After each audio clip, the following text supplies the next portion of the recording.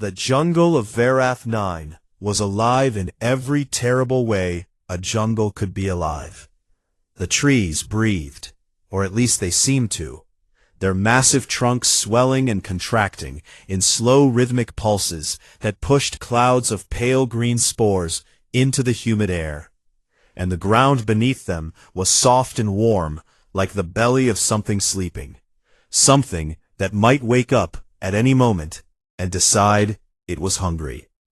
Corporal Elias Vane stood at the edge of the survey camp and watched the tree line shift colors as the last light of the planet's twin suns bled through the canopy, painting everything in shades of amber and sick yellow.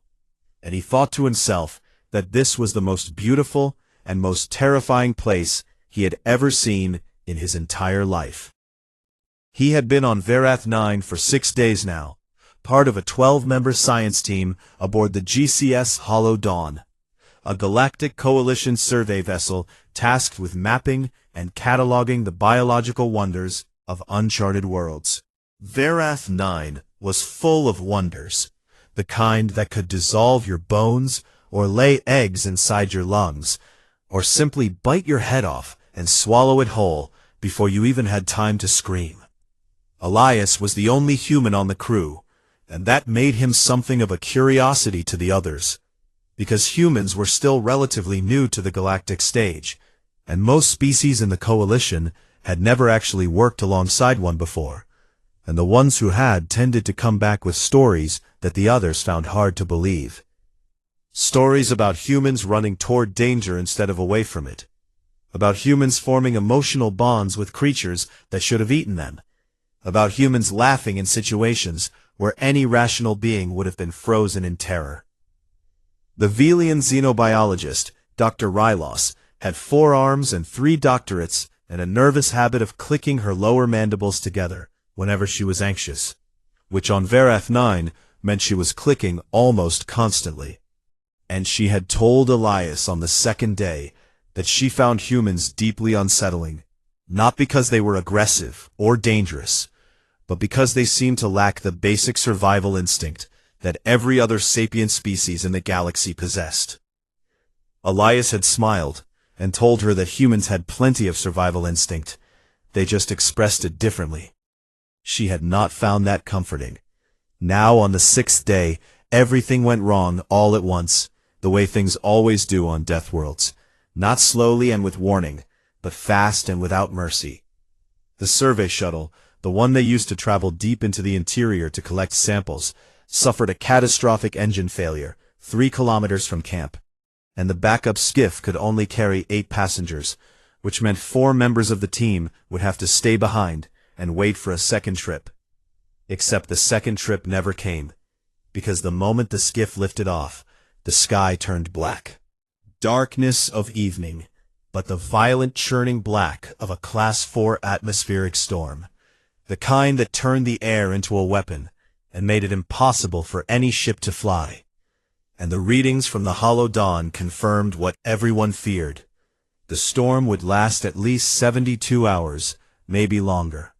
Communications died within minutes, swallowed by the electromagnetic chaos of the storm.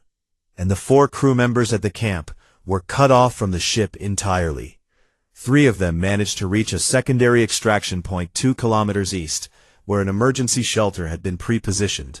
But Elias stayed behind, because someone had to guard the equipment, the samples, the data cores that represented 6 days of irreplaceable scientific work. And because Elias had looked at the jungle and the storm and the darkness, and had made the very human decision that he was not going to run. The other 3 had begged him to come with them, and the Torvon engineer had actually grabbed his arm and tried to drag him. But Elias had gently removed the alien's grip and told them to go, told them he would be fine, told them he had survived worse. He had not survived worse. He had never been alone on a death world before. But humans had a talent for lying to themselves in exactly the right way at exactly the right time. And that talent had kept them alive for 200,000 years, on a planet that was itself classified as a death world by Coalition standards. So Elias stayed. He set up a perimeter using the camp's portable sensor array. He checked his sidearm and confirmed he had 14 rounds. He built a fire using chemical ignition packs and sat beside it as the storm screamed overhead, and the jungle around him came alive with sounds that no human had ever heard before. Clicking and hissing and deep wet rumbling sounds that seemed to come from everywhere and nowhere. And beneath all of it, a low vibration that he felt in his chest, more than he heard with his ears, like the heartbeat of the planet itself. He ate a ration bar and drank recycled water and tried not to think about the fact that he was completely alone on a world where everything larger than his hand was designed by evolution to kill. And then his motion tracker pinged, a single sharp tone that cut through the noise of the storm like a knife. And Elias looked down at the small screen strapped to his wrist and saw a contact. A big contact. Something massive, moving through the jungle, just beyond the edge of the firelight. He reached for his sidearm and thumbed off the safety, and watched the blip on the screen move in a slow, deliberate circle around the camp. Not approaching, not retreating, just circling, studying, measuring. Then the tracker pinged again, and the blip was closer, and again, closer still. And then the screen flickered and went dark, killed by the electromagnetic interference of the storm. And Elias was left with nothing but the fire and his weapon, and the absolute certainty that something was out there in the dark, watching him with eyes he could not see. Aboard the hollow dawn, high above the storm, Dr. Rylos sat in her lab and stared at the data from the last sensor sweep before communications had been lost, and her mandibles clicked so fast they blurred. The sweep had detected a Corvat stalker within 500 meters of the camp.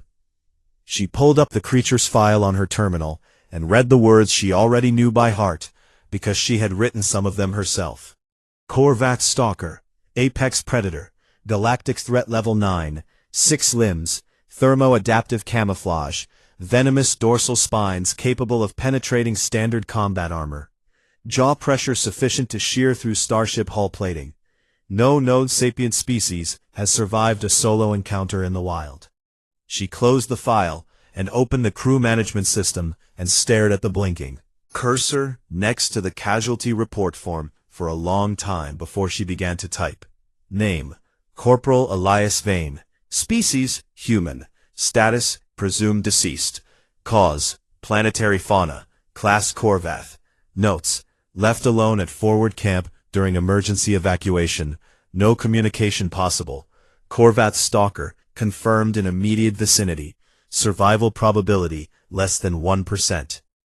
She finished the report and sat back and clicked her mandibles and whispered to the empty room that she was sorry. That they should never have brought a human to a place like this. That it was not fair. Somewhere far below, beneath the screaming storm and the black jungle canopy, Elias Vane sat by his dying fire and listened to the sound of something enormous breathing just beyond the light. And he did not run, and he did not scream, and he did not pray. He simply waited, because that was what humans did when the darkness came. They waited, and they watched, and they refused to look away. The fire died sometime in the 3rd hour of the night, and Elias did not relight it. This was not because he had run out of chemical ignition packs. He had 4 more in his kit. But because in the darkness he had begun to notice something important. Something that changed everything. The thing circling his camp had not attacked. 3 hours was a long time for an apex predator to circle prey without striking. And Elias knew predators. Not alien ones but Earth ones. And he knew that a healthy predator that wanted to kill you did not wait 3 hours. It did not circle and study and measure. It simply killed you, because that was what healthy predators did, which meant this one was not healthy. He sat very still in the dark and listened, really listened, the way his grandfather had taught him to listen when they went tracking in the forests back home. Not just with his ears, but with his whole body, feeling the vibrations in the ground and the shifts in the air, and the tiny changes in pressure that told you where a living thing was and how it was moving. And he heard it. A drag, a slight hesitation in the creature's gait, a rhythm that was not quite right, one step landing heavier than the others, and beneath that, a sound that was almost too quiet to catch, a wet clicking that he recognized from his field medic training as the sound of a wound that had gone septic. The creature was hurt. Elias sat with that knowledge for a while, and felt something shift inside his chest, something that Dr. Rylos would have called irrational, and that his commanding officer would have called suicidal, and that his grandmother would have simply called being kind. He reached into his pack and pulled out a ration bar, the protein-heavy kind that tasted like cardboard and sadness, but contained enough nutrients to keep a human going for 12 hours. And he unwrapped it slowly, making sure the sound of the packaging was loud and clear in there. Quiet night. Then he stood up. He stood up slowly, with his hands visible, and his posture low, and his eyes pointed at the ground, not at the tree line, because he knew from every predator encounter study he had ever read that direct eye contact was a challenge, a threat, a declaration of intent, and he was not here to challenge anything. He walked 5 steps forward, placed the ration bar on the ground, and walked 5 steps back, and sat down again. Nothing happened for a long time. Then the jungle in front of him rippled. It was the only word that fit. The air itself seemed to bend and shimmer like heat rising off hot metal. And then the camouflage dropped, and Elias saw the Korvath stalker for the first time, and every cell in his body screamed at him to run. It was enormous, bigger than anything he had imagined, easily the size of a grizzly bear, but longer and lower to the ground, with 6 powerful limbs that ended in curved claws, the color of old iron. And its hide was a shifting mosaic of dark greens and blacks that even now was trying to blend with the shadows around it. And along its spine ran a row of dorsal spines that glistened with something wet and oily that Elias knew was venom. And its head was broad and flat, with a jaw that looked like it could bite through the door of a bank vault. And it had 6 eyes, 3 on each side, all of them a deep burning amber that caught the faint starlight and glowed like embers. It was the most terrifying and the most magnificent thing Elias had ever seen. And it was limping. The wound was on its left flank, a deep ragged tear that ran from just behind the second pair of legs, almost to the hip joint. And even in the dim light, Elias could see that the flesh around it was swollen and discolored, black fluid weeping from the edges. And the smell hit him a moment later, sour and metallic and wrong. The unmistakable smell of infection. The Korvath looked at the ration bar on the ground and then looked at Elias, and its 6 eyes narrowed, and a low rumble built in its chest that Elias felt in his teeth. But it did not attack.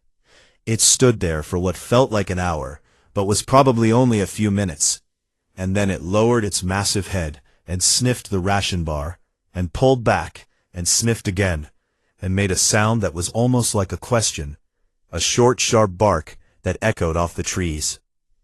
Then it turned and melted back into the jungle, and the camouflage engaged, and it was gone. Or at least it appeared to be gone, but Elias could still hear it, could still feel the vibration of its weight in the earth, and he knew it had not gone far. He did not sleep that night, not because he was afraid, but because he was thinking. When the first gray light of morning filtered through the canopy, he checked the spot where he had left the ration bar, and found it gone, and in its place was a shallow depression in the mud. Very large and very heavy had lain down, and the depression was still warm. The Korvath had come back in the night, and eaten the food, and slept within 10 meters of him. Elias felt a smile spread across his face, and he knew it was the smile of a crazy person, but he did not care.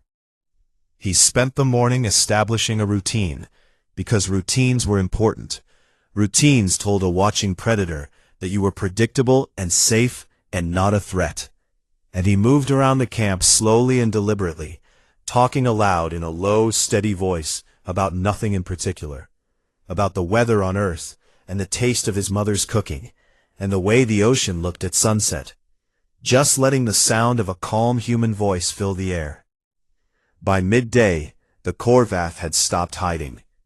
It lay at the edge of the clearing, in plain sight, its camouflage disengaged, watching him with those 6 amber eyes, and every now and then it would make that questioning bark, and Elias would answer it, in the same calm tone he used for everything else, and he could not be sure, but he thought the creature was listening. He left another ration bar, and this time the Korvath ate it while he watched, its massive jaws crushing the dense protein block like it was nothing. And when it was done, it looked at him and made a new sound, a low hum that vibrated through the ground and up through the soles of his boots and into his bones. He left a third bar closer to his own position, and the Korvath came to get it. And now it was only 5 meters away, and Elias could see every detail of the wound, and his stomach turned, because it was bad. It was very bad. The infection had spread, and the flesh around the edges was starting to die, and if nothing was done, this incredible creature was going to rot from the outside in. He looked at his field medkit, and then looked at the Korvath, and then looked at the medkit again. Every protocol he had ever been taught told him to maintain distance from alien fauna, especially apex predators, especially injured apex predators, because injured predators were unpredictable and desperate and capable of explosive violence. But Elias was human, and humans had been picking up injured predators and nursing them back to health since before they had invented fire, since before they had language, since the very first proto-human had found a wolf pup with a broken leg and decided that helping it was more important than being safe. He opened the medkit and began to take inventory. Antiseptic solution, wound sealant, synthetic suture thread, a bone needle, a pain management hypo, and 4 ampules of broad-spectrum antibiotics designed for human physiology that might or might not work on an alien biochemistry. It was not much, but it was something. Aboard the Hollow Dawn, Dr. Rylos stood at the observation window and stared down at the storm-covered planet below, and her mandibles had gone still for the first time in days, not because she was calm, but because she had moved beyond anxiety into something deeper, something like grief. She had finalized the casualty report. She had written the letters of notification. She had done everything by the book because there was nothing else she could do, because no one survived the Korvath stalker alone, because the galaxy was full of rules, and one of the biggest rules was that some creatures were simply too dangerous to coexist with. She turned away from the window and whispered to herself a question that she already knew the answer to. What could one human possibly do against something like that? Far below, in a jungle that wanted him dead, Elias Vane looked at the most dangerous predator on the planet and saw not a monster, but a patient, and he began to plan the most reckless and most human thing he had ever done in his life. The second night on Vareth 9 was worse than the first in every way except one. The storm had doubled in strength, and the wind was now tearing branches from the canopy and hurling them through the camp like javelins. And the rain was not water, but something thicker and more acidic that left tiny burns on any exposed skin. And the temperature had dropped sharply, so that Elias could see his breath in the glow of his chemical lantern, which was cracked and flickering and would not last much longer. But the Korvath was still there. It had not left. It had not retreated deeper into the jungle to find shelter. It had stayed at the edge of the clearing and watched him through the storm, with those 6 amber eyes that never seemed to blink. And Elias took that as a good sign, because a predator that chose to stay near you when it had every reason to leave was a predator that had made a decision about you. And that decision was not hunger. It was something else. Had spent the afternoon preparing. And now as the night closed in, he was ready. or as ready as a single human with a field med kit and no veterinary training could be, when he was about to attempt surgery on a 400-kilogram alien apex predator. The first problem was sedation. He had no tranquilizers designed for alien fauna, no dosage charts, no idea how the creature's metabolism would respond to human pharmaceuticals. But he had painkillers, strong ones, the kind the Coalition issued to soldiers in the field, and he had an air compression tool from the engineering kit that could be modified to fire a small projectile at low velocity. It took him an hour to build the dart, hollowing out a thin metal tube and filling it with a concentrated solution of 3 painkiller ampules and sealing the end with a rubber membrane from a water filtration unit.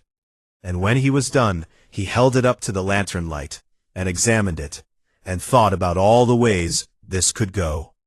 Blinked once, twice, 3 times, each blink slower than the last, and then its legs folded beneath it, and it sank to the ground with a heavy thud that Elias felt through the soles of his boots. He waited 5 minutes to be sure, counting each second in his head, and then he picked up his medkit and his lantern and walked across the clearing and knelt down beside the most dangerous creature on the planet.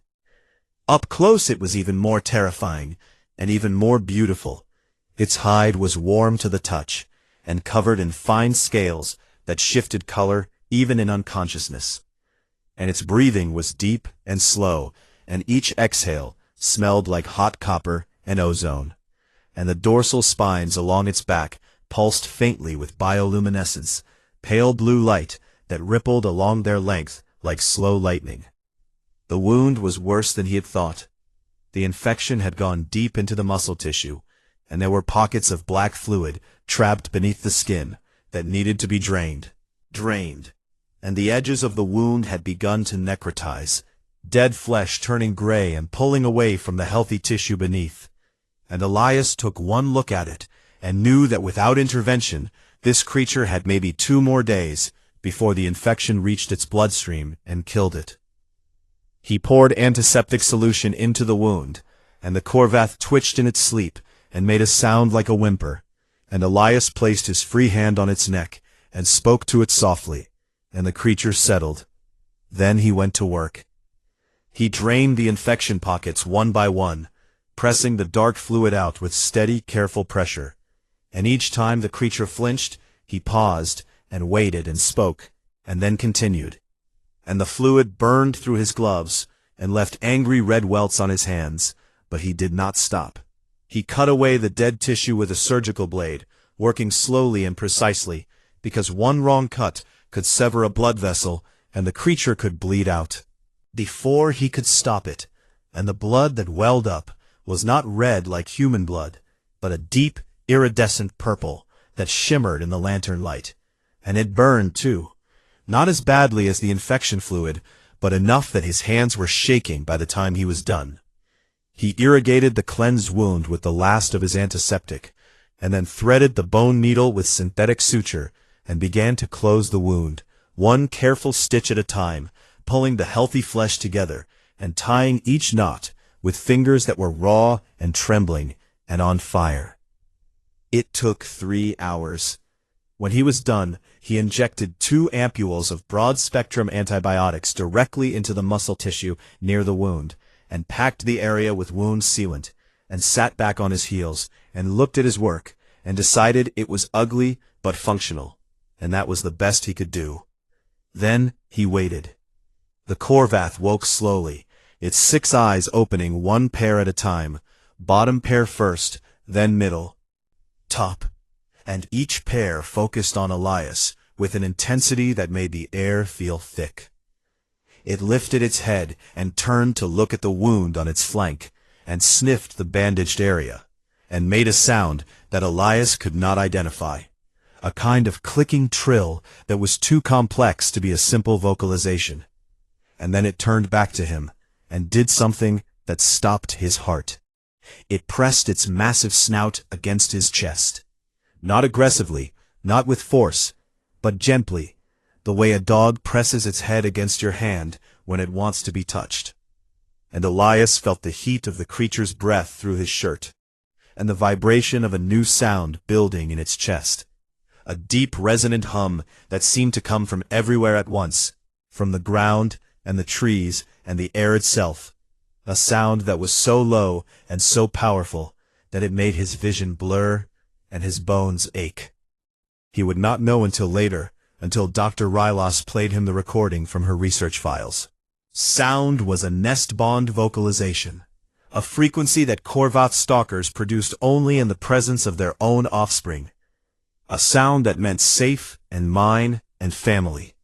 A sound that had never in recorded history been directed at any creature outside the Korvath bloodline. But Elias did not need to know the science to understand what was happening. He raised one raw burned hand and placed it on the creature's snout, and the hum deepened, and the Korvath closed all 6 of its eyes and leaned into his touch.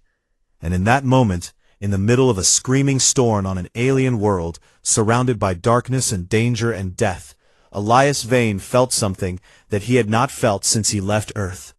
He felt like he was home. The rest of the night passed in a kind of peace that should not have been possible on Verath 9. The Korvath did not return to the tree line.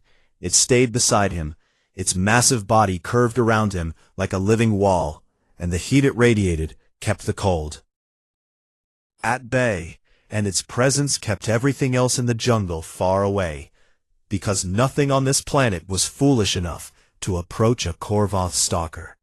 Not even the other apex predators. Elias dozed against the creature's flank, and woke to the sound of shrieking. Verath shriekers, a pack of them, smaller predators about the size of large wolves, with elongated skulls and too many teeth, and they had been drawn to the camp by the smell of blood and infection fluid, and they burst from the tree line in a wave of clicking jaws and pale, eyeless faces. Elias grabbed his sidearm and raised it, but before his finger found the trigger, the Korvath was already moving. It went from lying still to full speed in less than a second. An explosion of muscle and scale and fury that hit the pack like a freight train. And its jaws closed on the first shriekers, and its claws tore through 2 more, and its venomous spines flared and struck, and the neurotoxin did its work in seconds. Whole thing was over before Elias had finished standing up. The Korvath killed 7 shriekers in under 10 seconds, and then it turned and walked back to Elias and lay down beside him, and rested its head on the ground, and looked up at him with those 6 amber eyes, as if asking whether he was all right. Elias holstered his weapon and sat back down, and placed his hand on the creature's neck. He said, "You need a name." The Korvath hummed. He said, "I am going to call you Siege." Siege hummed louder and closed its eyes, and the jungle was quiet again, and the storm raged on above them, and neither of them was alone anymore. Somewhere high above, aboard the Hollow Dawn, a technician managed to punch a sensor beam through a gap in the storm for exactly 4 seconds. And in those 4 seconds, the bioscanner recorded 2 life signs at the forward camp coordinates, 1 human and 1 Korvath, separated by a distance of less than half a meter. The reading to Dr. Rylos, and she stared at it, and her mandibles clicked once, and then stopped. "That is a malfunction," she said. "It has to be. No human could be alive that close to a stalker." She turned away from the screen, but she did not delete the reading, and later she would be glad that she had not, because it was the first piece of evidence in what would become the most extraordinary xenobiological case study the Galactic Coalition had ever seen. The storm broke on the 68th hour, and the silence it left behind was almost as unsettling as the noise had been. Aboard the Hollow Dawn, Captain Vorith, a tall, thin Celian with silver-blue skin and eyes like polished obsidian, gave the order to launch the rescue shuttle before the storm had fully cleared, because he had been carrying the weight of a dead human on his conscience for nearly 3 days, and he wanted the body recovered before the jungle consumed it entirely. He assembled a 10-member armed recovery team led by Keth, a Torvan combat veteran who stood 7 feet tall and was covered in natural bone plate armor that made him look like a walking fortress. And Keth had fought in 3 border wars and had once held a defensive position against an enemy battalion for 9 hours without retreating, and he was not afraid of anything in the known galaxy except Korvath stalkers. Every member of the team wore full combat exoskeletons, the heavy kind rated for hostile fauna encounters, and they carried plasma rifles and concussion grenades, and each of them had reviewed the Korvath file on the shuttle ride down, and each of them had gotten very quiet after reading it. Dr. Rylos insisted on coming along, not because she could fight, but because she wanted to document whatever remained of Corporal Vane for the casualty report, and because she felt she owed him that much, to see it through to the end, and her mandibles had not stopped clicking since the shuttle doors opened. They landed 1 kilometer from the camp, because Keth refused to bring the shuttle any closer until they had confirmed the Korvath's position, and they moved through the jungle in tactical formation, weapons hot, sensors sweeping, every footstep careful and deliberate. The jungle after the storm was a different place, quieter and cleaner. The rain had washed away the spore clouds, and the air smelled almost fresh, and the ground was soft with new mud that recorded their footprints in perfect detail. Keth held up one massive armored fist, and the team stopped. There were tracks in the mud ahead of them, Korvath tracks, 6-limbed impressions, each one as large as a dinner plate, and they led in a straight line toward the camp coordinates. And beside them, impossibly, were human boot prints, walking parallel to the Korvath tracks. Not running, not staggering, not being dragged, walking. Keth stared at the tracks for a long time, and then looked at Dr. Rylos, and she looked back at him, and neither of them said anything, because neither of them had words for what they were seeing. They continued forward, and the jungle thinned, and the canopy opened up, and they reached the edge of the clearing where the forward camp had been established, and every single one of them stopped moving at exactly the same moment. Elias Vane was alive. He was sitting on a cargo crate in the center of the camp, shirtless.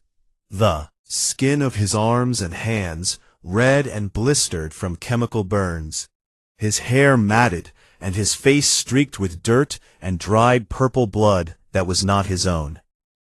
And he was calmly and methodically field-stripping his sidearm, cleaning each component and laying it on the cloth beside him with the careful attention of a man who had absolutely nowhere else to be.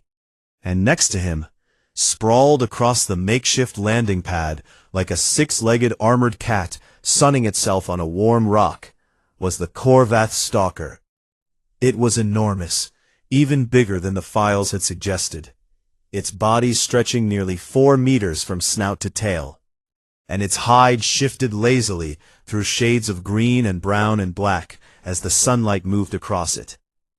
And it was gnawing on what appeared to be the ribcage of something that had made the mistake of entering the camp during the night. And the crunching sound of bone between its jaws was the loudest thing in the clearing. Instinct, the muscle memory of 3 wars, overriding every conscious thought in his head, and the moment the weapon came up, the Korvath stopped chewing and lifted its massive head, and 6 amber eyes locked on to the Torvan soldier, and a growl built in its chest that sounded like a starship engine spinning up, a sound that promised absolute and immediate violence.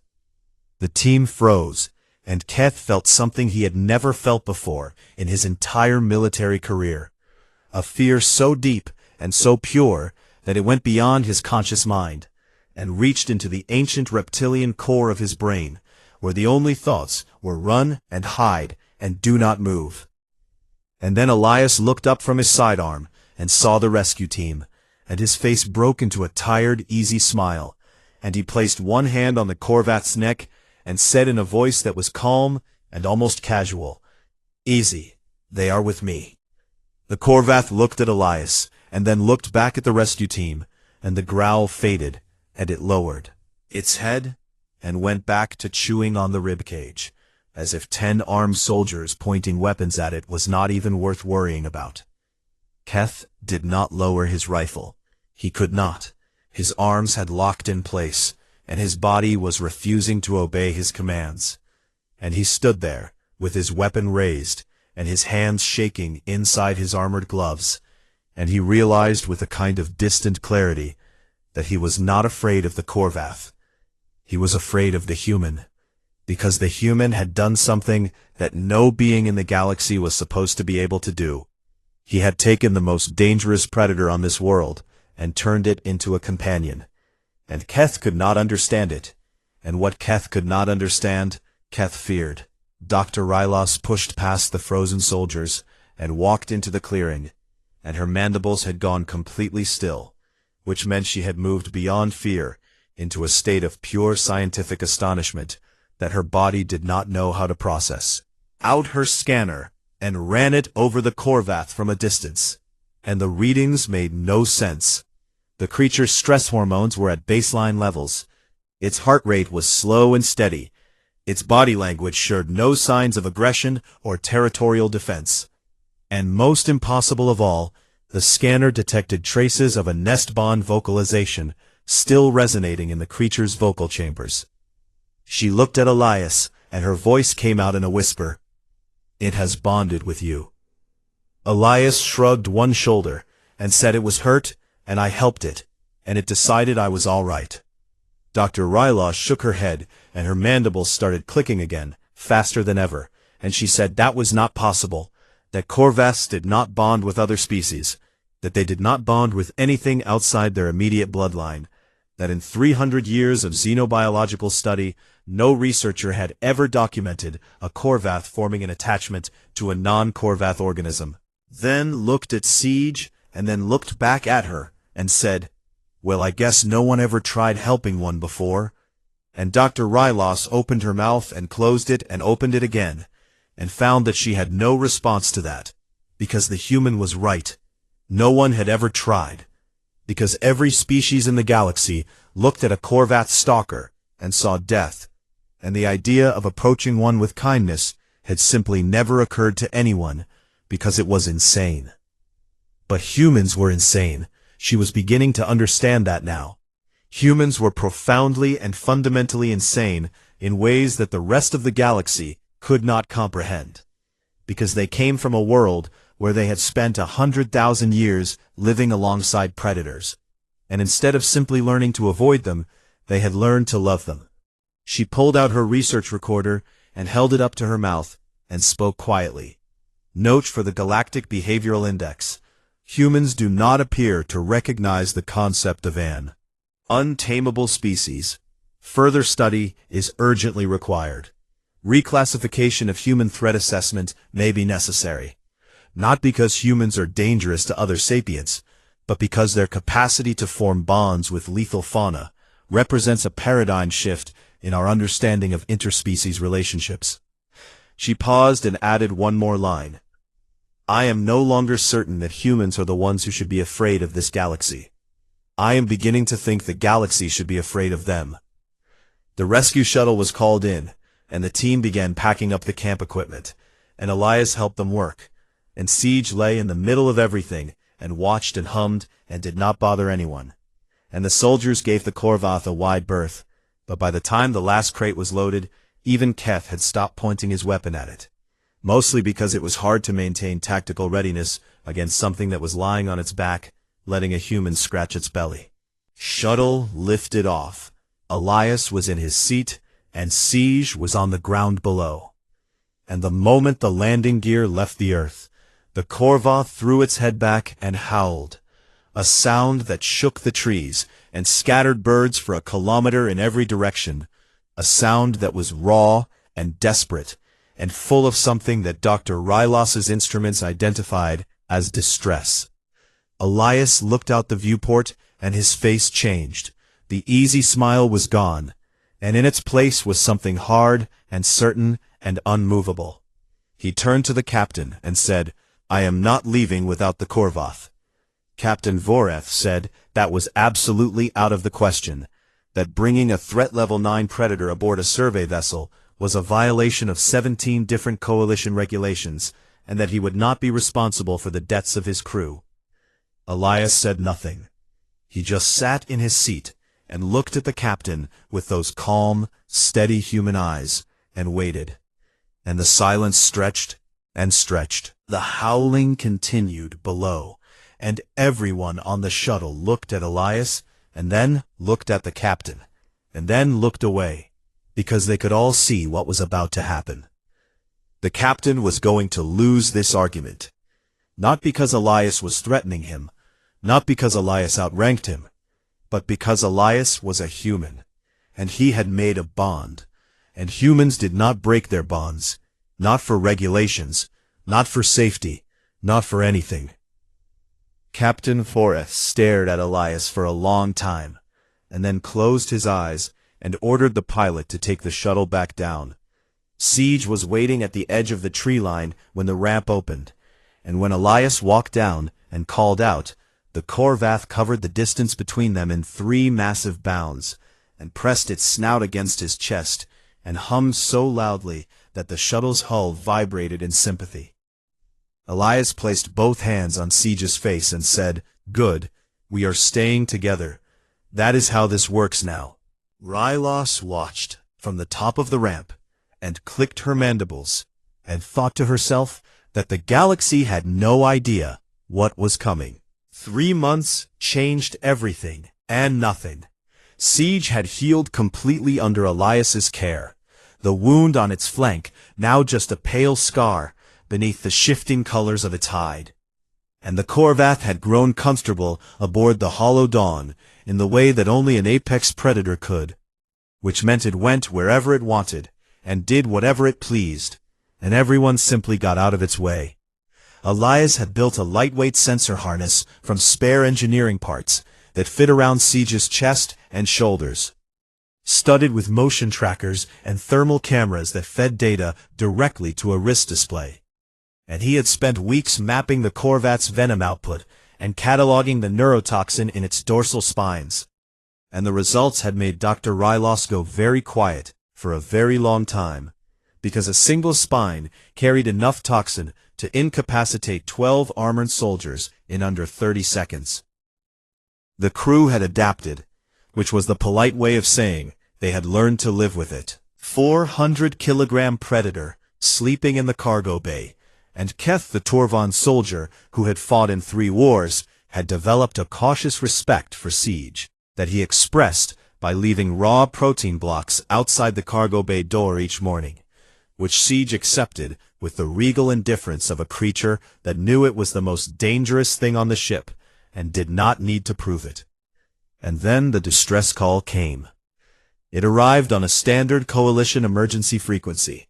A medical frigate called the Gentle Mercy had been attacked and boarded by a pirate fleet operating in the unregulated sectors beyond coalition space, and the frigate's escort cruiser had been destroyed in the initial assault, and 43 crew members and medical staff were being held hostage aboard the pirate flagship, a converted heavy freighter commanded by a Kreth warlord named Sorval, who was wanted by the coalition for 17 counts of piracy, 6 counts of murder, and 1 count of destroying a civilian research station with all hands aboard. The nearest military vessel was 14 hours away. The Hollow Dawn was 40 minutes away. Captain Voreth received the distress call on the bridge, and his silver-blue face went pale, and he called a meeting of the senior crew, and explained the situation, and said that they were a survey vessel with minimal weapons and a crew of scientists, and that engaging a pirate fleet was suicide. The room was quiet, and everyone looked at the table, and no one spoke, because the captain was right. It was suicide. There was nothing they could do. And then the bridge door opened, and Elias walked in.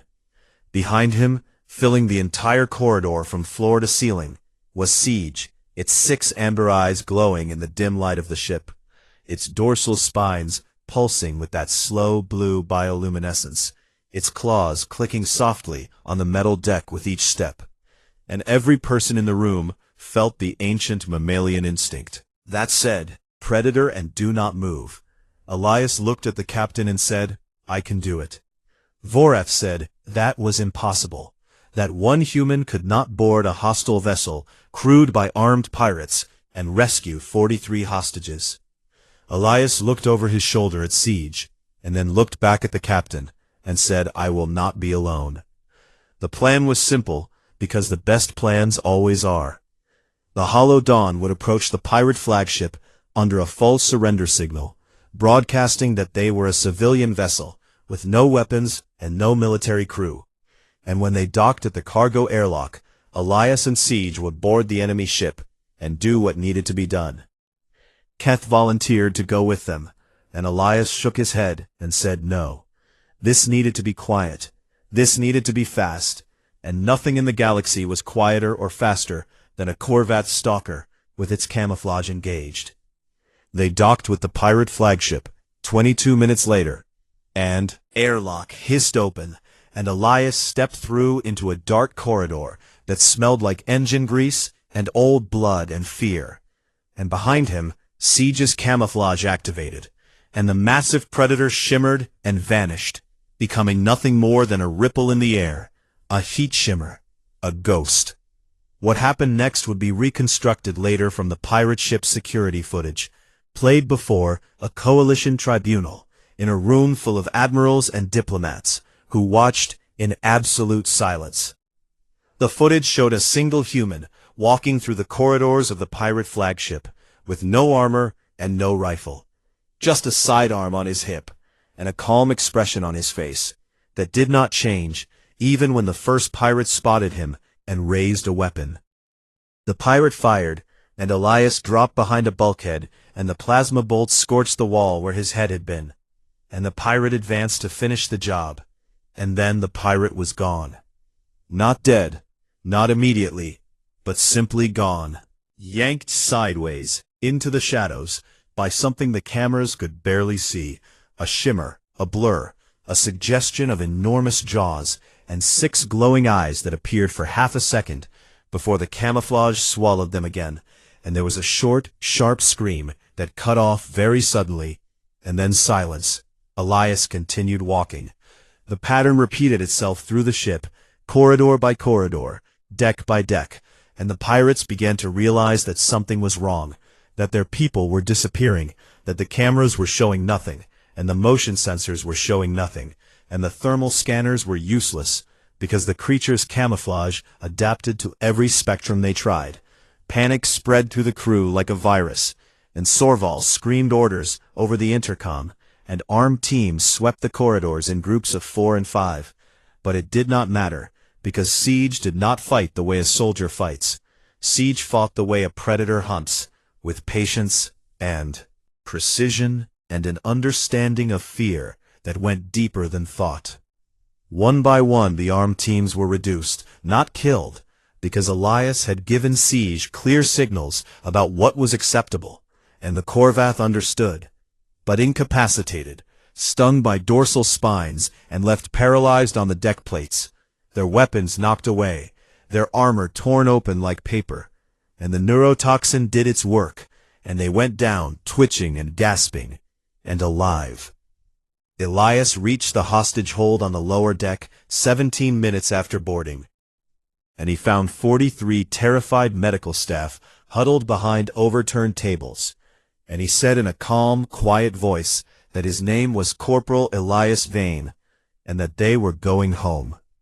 He led them through the corridors toward the airlock, and they moved quickly and quietly, and all around them, in the walls and the ceiling and the shadows, something massive moved with them, unseen but felt, a presence that made the air vibrate and the metal groan. Hostages could not see Siege, but they could sense it, and some of them were almost as frightened of their rescuer as they had been of their captors.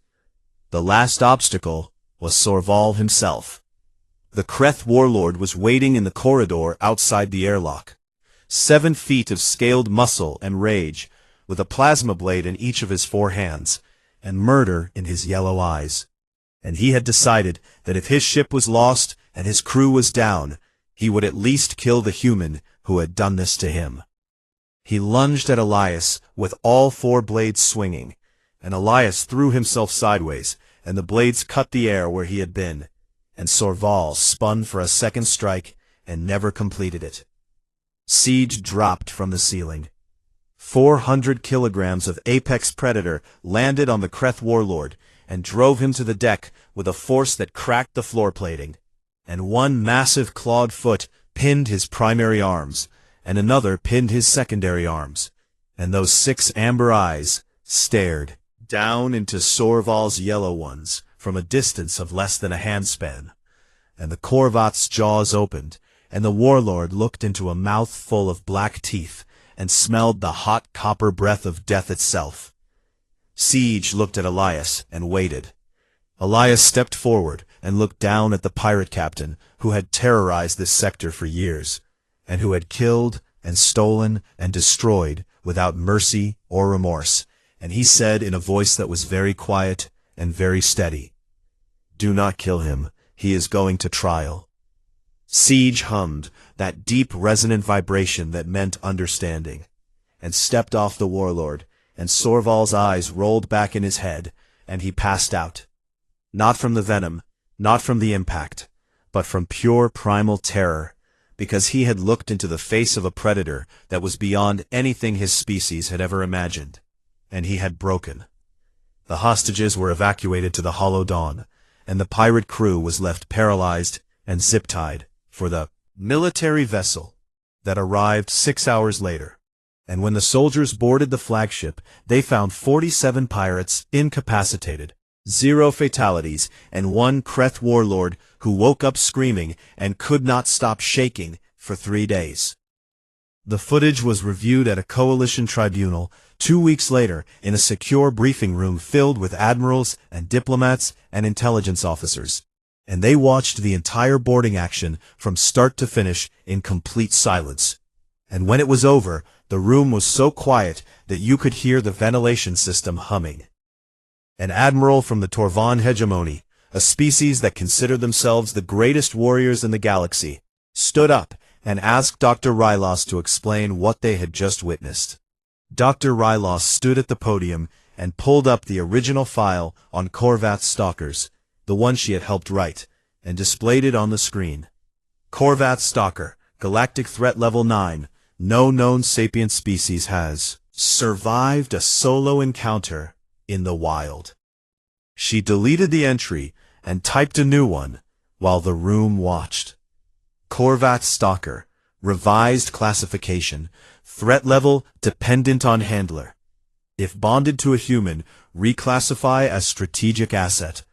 If encountered without a human handler, maintain threat level 9. Additional note: do not under any circumstances leave a human alone with a dangerous animal. They will adopt it. This is not a joke. This is a formal coalition warning. She looked up at the room, and her mandibles clicked once, and she said that she had one more recommendation.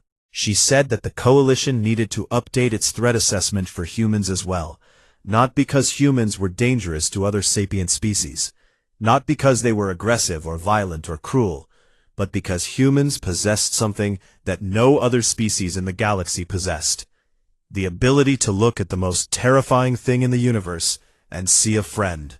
And on the screen behind her, the footage showed the final frame of the boarding action. Elias Vane sitting on the deck of the captured pirate ship, scratching Siege behind a dorsal spine, while the Korvath lay beside him and purred with a sound like a fusion reactor winding down.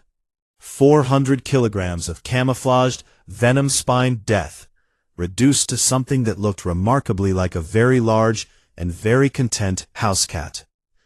The Torvan admiral stared at the image for a long time, and then spoke in a voice that carried across the silent room. They left a human with a lethal predator, and something went very wrong. He paused. For the predator. The room erupted, and Dr. Rylos smiled with all 4 of her hands clasped together, and her mandibles finally still. And somewhere aboard the Hollow Dawn, in a cargo bay that had been converted into a sleeping den lined with thermal blankets and chew-proof bedding, Elias Vane lay with his back against the warm flank of a creature that the galaxy said should have killed him, and Siege hummed that low, deep nest bond frequency that meant safe and mine and family. And the human closed his eyes and slept without dreaming, because he was exactly where he belonged, and the galaxy would never be the same.